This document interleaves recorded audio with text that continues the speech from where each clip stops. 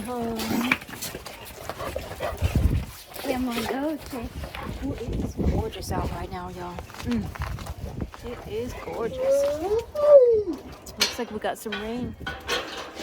And I wanted to show you this one real quick. Hi, Papa.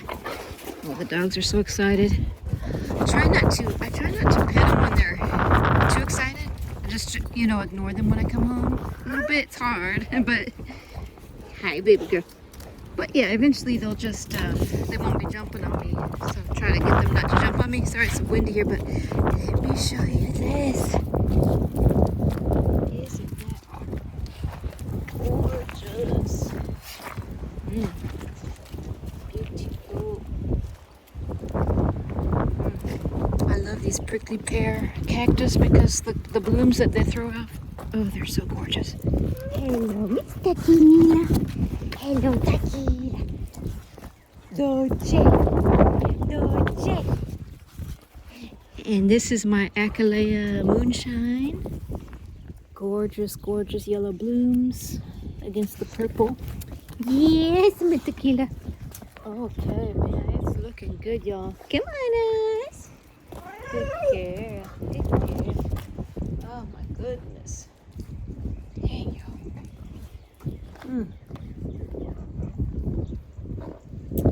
And there's all my zinnia seeds. All the zinnia seeds that I planted, they're starting to pop up. Yeah, so this is my septic, around my septic area, I planted a bunch of tall zinnias to kind of disguise it. So they're taking their potty break right there, the two females. Anyway, if you're new to the channel, I just like to start out with a little introduction of my pack. This is my Pit Lab mix, Tux. He is the oldest member of the pack. And Tequila, you saw the little puppy. She's Pit Bull, American Bully mix. She is about going on 5 months old. And then, so those are my two pit mixes. And the remaining three are Cane Corsos. So 3 Cane Corso, 2 pit mixes. And these 2 gray brindle Cane Corsos is the oldest and the youngest of the Cane Corsos. Is Ozzy. What was it? He is the alpha male. He's 4 years old. Lucia. Good girl, baby. Good girl, baby. Lucia is, she's 7 months old, female. And then here comes Dolce to save the day. Dolce is about 3 years old now. So, yeah, so 3 females and 2 males. So she's a female Tequila with her pretty eyes, yo. Oh, Tequila has the most gorgeous eyes. This much. This my Tequila. Oh, she's so beautiful. Tequila. Don't you dare get on me, girl. She's trying to put her paws on me, almost like a dominant move.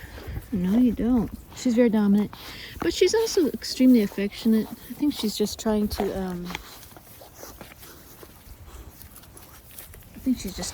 say hi to me. Yes, she's, she loves to nibble ears. It's the cutest thing. Tequila. Ozzy's like, Hi, Papa. Well, so anyways. Hi, baby girl. Oh, look at that. About to get a storm out here. We're out here in the Texas Hill Country.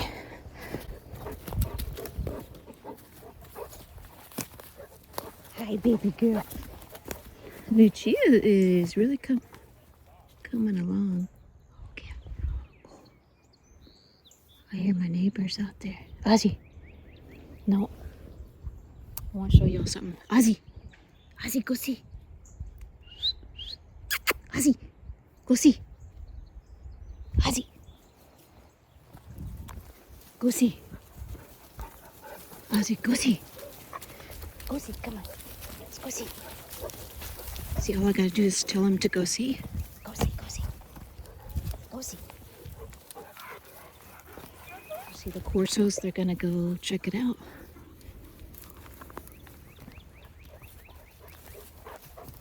Go see, Papa. Now he's going to mark, usually he'll mark the fence line just to show whatever it is that this is his property. But yeah, so see, I just wanted to kind of demonstrate to you how some of the reasons why, see, he's just marking the fence line. Just some of the reasons why Cane Corso is, in my opinion, one of the best guard dogs that you can possibly find. But Cane Corso, there are so many reasons why I think this breed is superior when it comes to guardian and protection work. Guarding your property, protecting your family, protecting you. I think that they are a superior breed for that work. Because this is a working breed. But not all working breeds really excel at protection work naturally. You know, a lot of breeds can be taught, but Cane Corso is a breed that, even as puppies, they come out in protective mode. They really come out of the womb kind of in protective mode. Hi, Papa.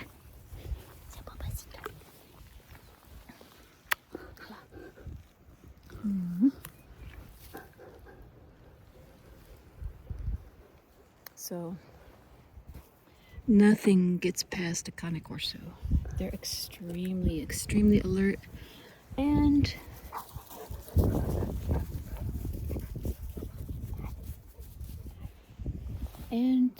they sleep with one eye open. So even when they're sleeping, nothing gets past them. So I'm gonna go through a few of the reasons why I think Cane Corso is superior in protection and guardian work. Number one is that the Cane Corso, as compared to other breeds, say as compared to even a pit bull, Cane Corso is aloof to strangers.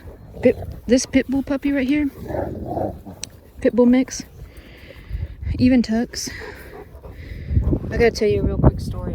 I got Tux. Originally, I got Tux. Tux was my only dog. When I moved back to San Antonio, Tux was my only dog. I've had dogs before, but after moving back here, I bought a house. My previous house, I wanted to have a dog to protect, and I always loved pit bulls. So I got a pit bull mix from the shelter. And love Tux, he's a great dog, but he's too friendly with strangers. It's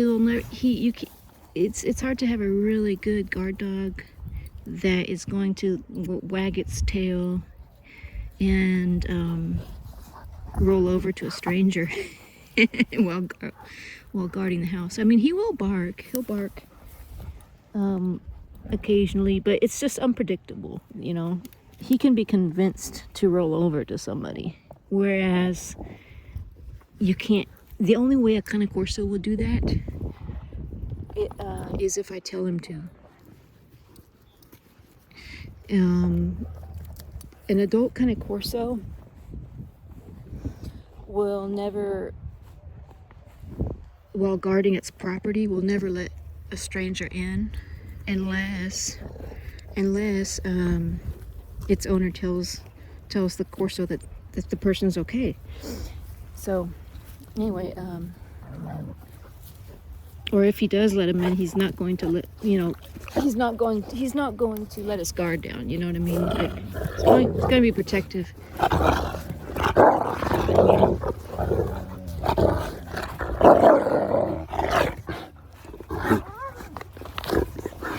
Tell him, Oz.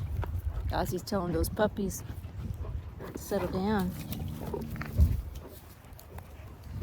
So anyways, yeah, the number one reason for me was that the Cane Corso is aloof to strangers. They're not a happy-go-lucky dog.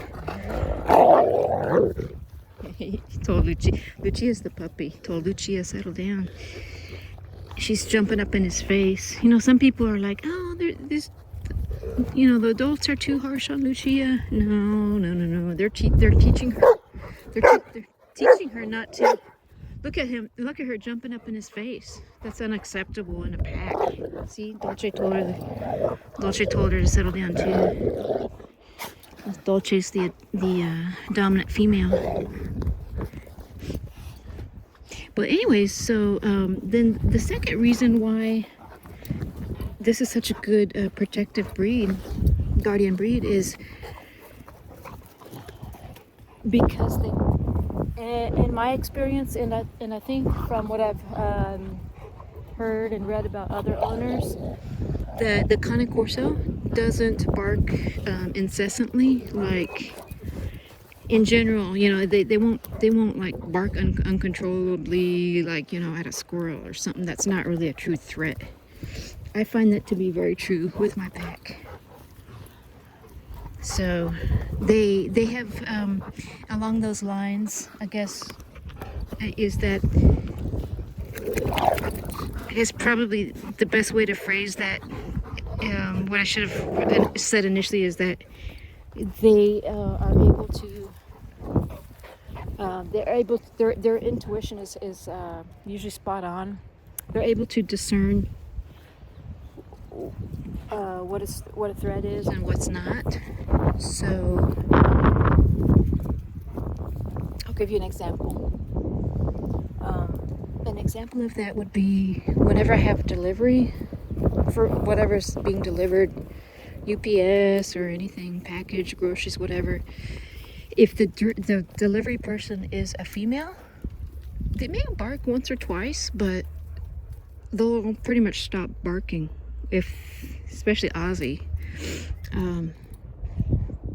he doesn't bark, you know, continue to bark if it's a female. But if it's a male, he smells testosterone, maybe. It's my theory. Or they sense a bigger person that, you know, and maybe they sense that person is more of a potential threat. I don't know. But they will not stop barking until that male is off my property. Even when they're in the car driving away, they'll continue until that person is out of sight. Then they'll continue to bark. So I think that is one of the best attributes for a guard dog, is that they're able to discern and have the good intuition about what a threat is and what's not.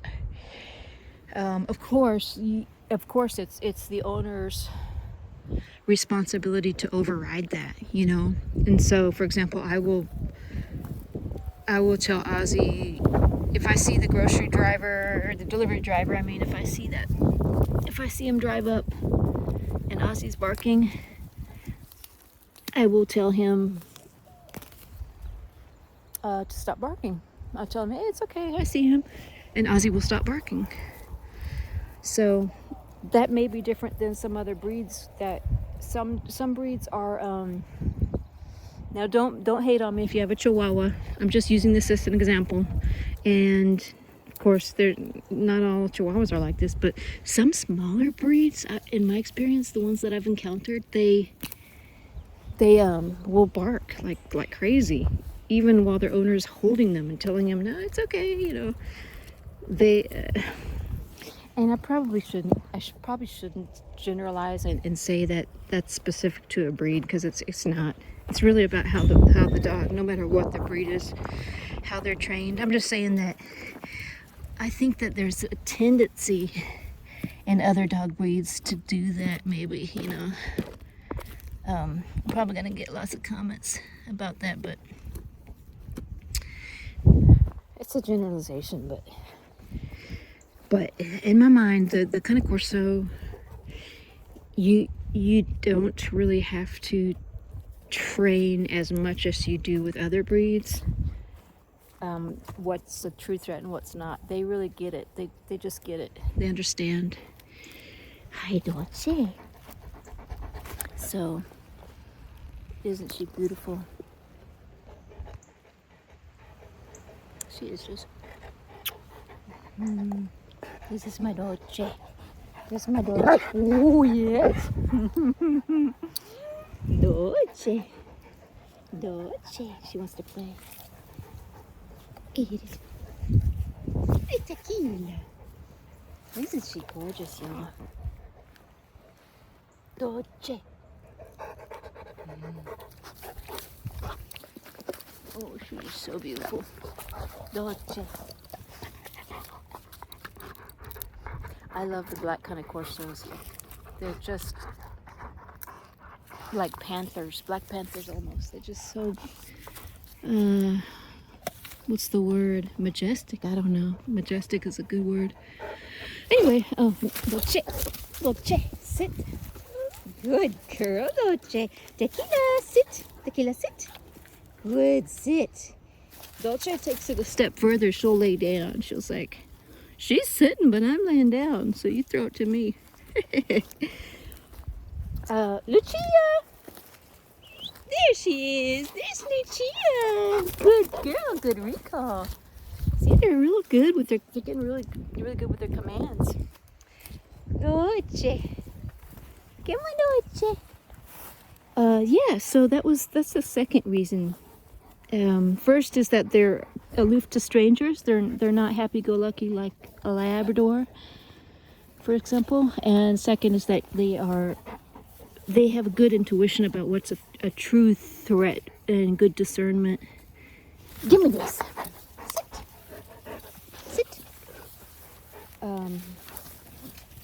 Third, I guess, is the most obvious reason, is just their sheer size and the look of them.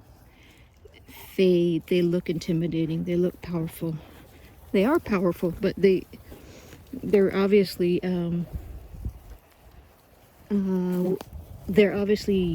not a dog that most people will consider to be friendly necessarily. So it's the visible,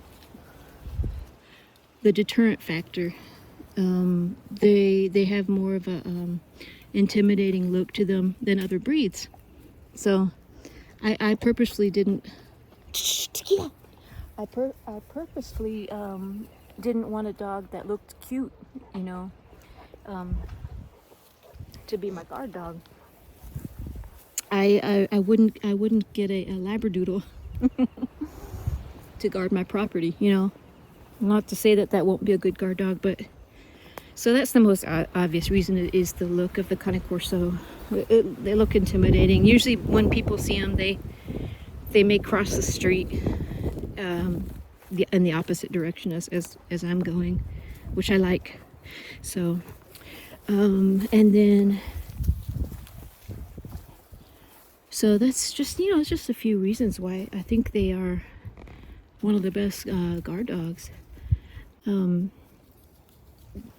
They're extremely loyal to their family.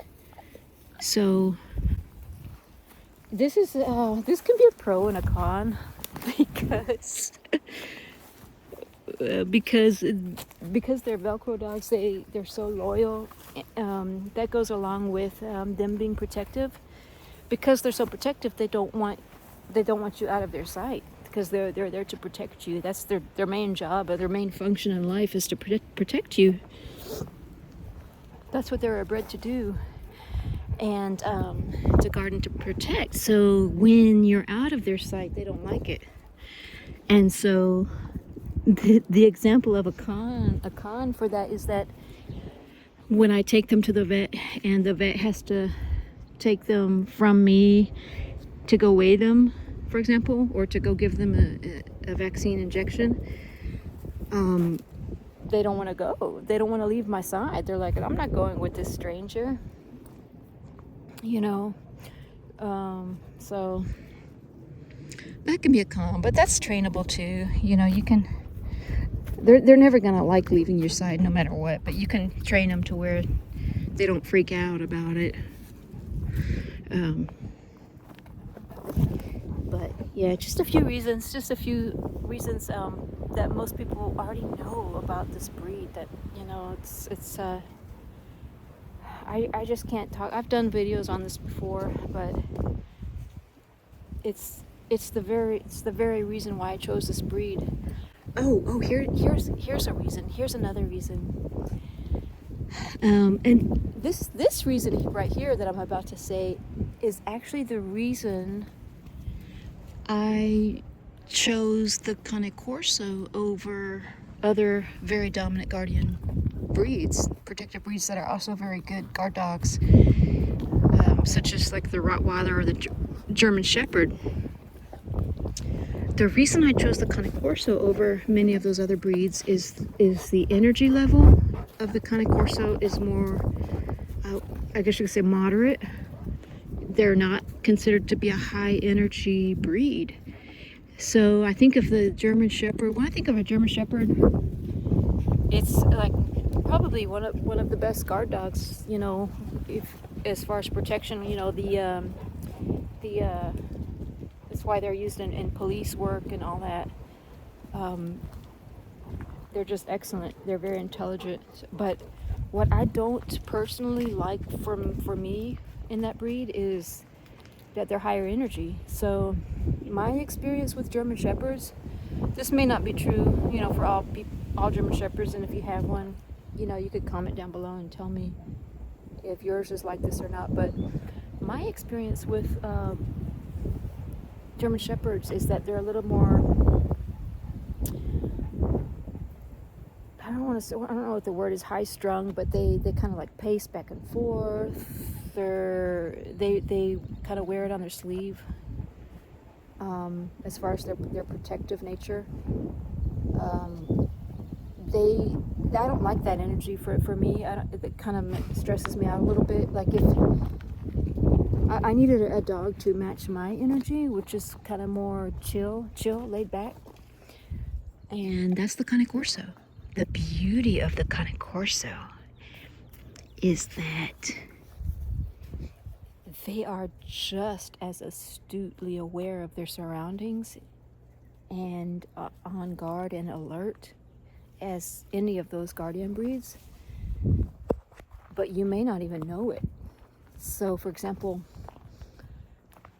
they could be laying down on the couch with you, half asleep, and they already know that there's somebody approaching your driveway from the front, you know, approaching your front door. They already know that. Their ears will perk up a little bit, but you know, and contrast that to another breed. The other breed may be pacing back and forth and panting, you know, whereas the Cane Corso, really, you know, they'll bolt to the door whenever they're, you know, when it's time. They're not going to be constantly pacing back and forth, constantly looking out the window, because their senses are so acute.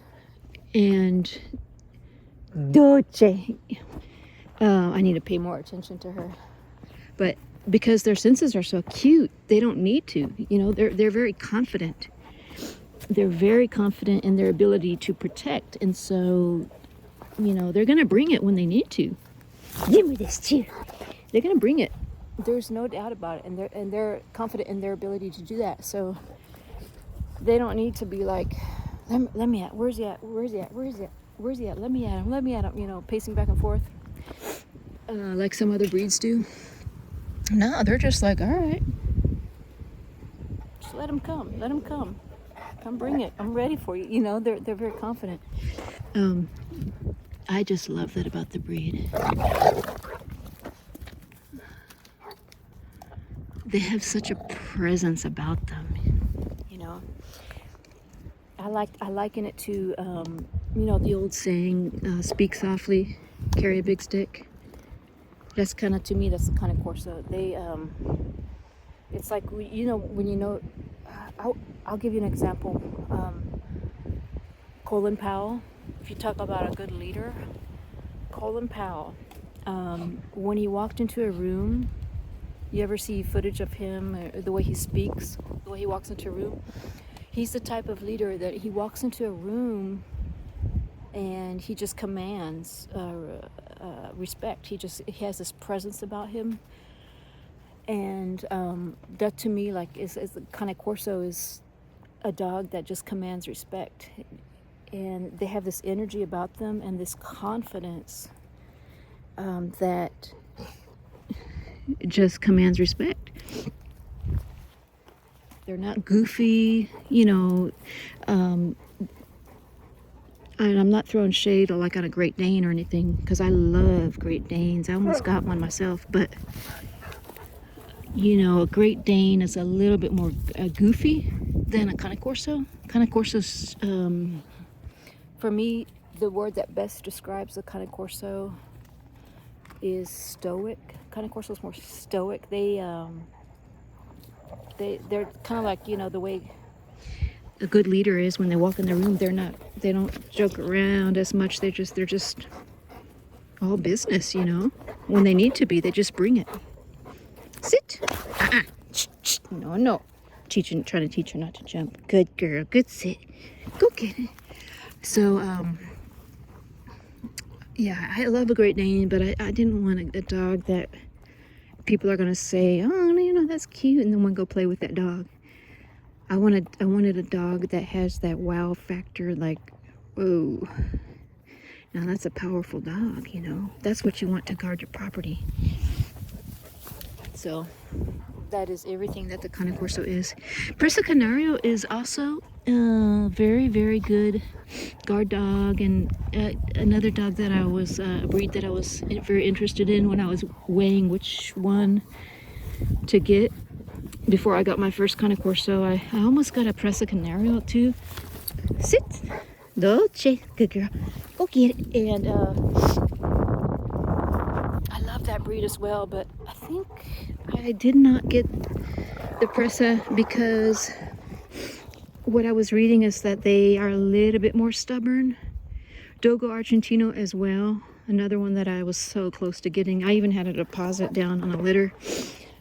But what I heard about Dogo Argentino is that they may be a little bit more stubborn, a little harder to train, a little more gamey, meaning that their prey drive is extremely high. So Cane Corso has a high prey drive as well, but I read, I don't know if it's true, you can comment down below if you think otherwise, but what I was reading is that Dogo Argentino has a little bit higher prey drive in general than Cane Corso. All wonderful breeds though. I love them all. Dog de Bordeaux.